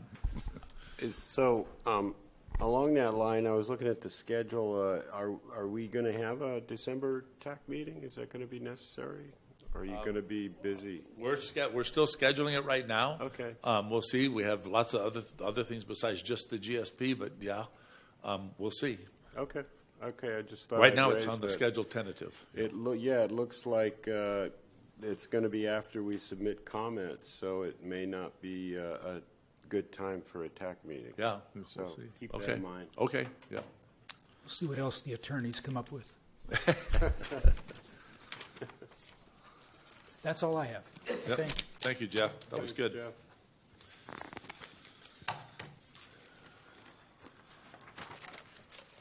Okay, if that is completion for item number 3, yep, we will go ahead and move on to item number 4. Now, is this the draft GSP text that Yes. we need to discuss? Okay. Yes. And believe me, we got the meeting on the 7th. If we can get it out the 4th, for sure, is our goal. If we can get it out earlier, we'll get it out earlier to give you a chance to look at it before the 7th. The meeting's on the 7th, and our goal is to get it out on the 4th. Okay. Might be a long meeting. There was a mention, I just should say this too, there was a mention at the board meeting for those who weren't there. Supervisor Mick Gleason made the comment that he thought at some point, separate from the public hearing and adoption at the board meeting on the 16th of December, he made the recommendation that there ought to be an evening workshop on the GSP. Yes, you did. I have not figured out where it fits. In the staff, we got into a little discussion. I thought it should be earlier. They thought it should be later. We had Thanksgiving in there. So I don't know. We're going to be talking to the board about what their thoughts on when that would occur. I think it needs to happen after we get comments back from the TAC, but before the 16th, so someplace in there. Okay. It's not on the schedule, but we're aware of that. All right. Hey, Adam, Yes. I apologize. Can I back up to the item before 4, back Yeah, into hang on 3? real quick. I just wanted to mention to you, Steve, since we got these, I'll go ahead and send these out to all TAC members digitally so that we've got time to take a look at them and give you our comments. Good. Okay. Okay. All right. Over to the public, and yes, come on in. I'm sorry. Back to number 3, what Wade and Eddie and Tim were talking about were in the Southwest, the El Paso area. Mm-hmm. I think it would be very important that that is mentioned as an area that needs to be explored. I also like the idea of distributing the pumping basin-wide rather than in these isolated areas that Jeff talked about, which is something that Larry and I have talked about, of spreading the pumping all the way from the very south to the very north so that you utilize the full flow of the recharge. Okay, that's all I wanted to say. Thank you. Thank you. Elaine, I was going to come back and see you in a minute anyway, but I just want to tell you, I read some of the comments you had that were faced with some of the communications, and I thought you did a very measured, good job expressing your concerns and frustration. So I wanted to tell you that. Okay. I think that's set for item number 4. Wow, we've moved rather quickly. Yes, Jeff. Item number 5, the future TAC meeting dates. We are set for November 7th, and yes, we will expect kind of a larger one at that for timing. And then December 5th, we'll have its scheduled timing, but if that is not needed due to what Tim had mentioned earlier, that we will receive, and you'll receive our comments back or maybe for any even of the reschedule, GSP depending needs. on. Yeah, you'll let us know, of course. Christmas dinner or something. And then January 2nd. Yep. Christmas party, is that what you said? Yes. Yeah. Now, taking January 2nd is right after January 1st, where a lot of people may also be out of town. Right. So that may also be shifted. So let's just say tentatively the 5th and then the 2nd for those two. Yeah. Good. Okay. Item number 6, announcements from Water Resource Manager and comments by individual TAC reps. I don't have any announcements. I just wanted, since we got the opportunity, we're here to say thank you to everybody, the TAC certainly, but all of the participants and all the stakeholders who have got their interest, and we really have we've enjoyed working with you guys on trying to do this, and we enjoy going forward. We really do. There's frustrations in every job. And hopefully we can pull this together and work together. But we have enjoyed the input from very, very qualified people giving us help and guidance in this. So that was it. Okay. Turn over to members of the TAC. Should we start over at your side, Stefan? Well, it's understandable, but a little disappointing. We might be canceling the December meeting. I've got it on my calendar as my last TAC meeting. I'm planning to retire in December. We'll have cake. Maybe November. There's that. The CBs are, Gene's not around here. The CBs are planning a well installation in February, a training class. We're getting them back up to running for training. They've been postponed since the earthquake. And so I want to get with her on a potential well for the GDE study, maybe a deep well near a shallow well, or vice versa, out somewhere on in the Playa area. That's it, I think, for now. Gina's staying over for work she has to do tomorrow, and some other staff's coming up, so she'll be around. She's still around, yeah. She's staying overnight, too, and she'll be around tomorrow. She's going to watch a play something tonight, I understand. They call it a musical. Whatever. What's the difference? He's correcting everybody. Anyway, see you in November. Okay. Over to you. No other comments. Okay. Yeah, I don't have any comments either. I also don't have any comments. Over to you, Tim. No comment? Okay. Don Decker. I'm going to repeat again just a little bit about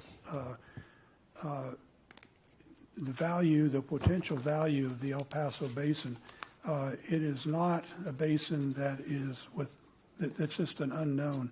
In fact, one of our Bureau of Reclamation wells, number 1, is in that basin, and we decided 30 years ago that was a worthwhile project. And there's another dozen or so wells that are present that have been monitored either regularly or will be monitored. The recharge that's present into that basin does influence the water levels in the wells to some degree, but it's not a very large change year to year. So the recharge that we might have if we were going to seriously think about production, there isn't a lot of evidence for it, nor is there a lot of watershed to deliver it. Thank you. Over to you, Don. No comment. Earl. No comment. And Michelle, I think she indicated to me earlier that she doesn't have any other comments at this time. So I think we are all set. I think I need a motion. You have a motion. And now a second.